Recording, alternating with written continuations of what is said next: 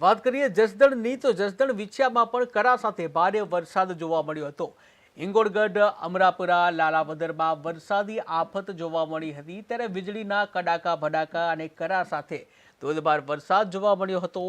વરસાદથી વાતાવરણમાં ઠંડક પ્રસરી હતી, ત્યારે રાજકોટ ગ્રામ્યમાં પણ વરસાદી માહોલ જોવા મળ્યો હતો। ઉલ્લેખનીય છે કે હવામાન વિભાગ દ્વારા વરસાદની આગાહી કરવામાં આવી હતી। કમોસમી વરસાદની આગાહીને પગલે સમગ્ર ગુજરાતમાં વરસાદી માહોલ જોવા મળ્યો હતો, ત્યારે રાજકોટ ગ્રામ્યના જસદણ વિછિયામાં પણ કરા સાથે ભારે પવન સાથે વરસાદ જોવા મળ્યો હતો। હિંગોળગઢ, અમરાપુરા તેમજ લાલાવદરમાં પણ વરસાદી આફત જોવા મળી હતી।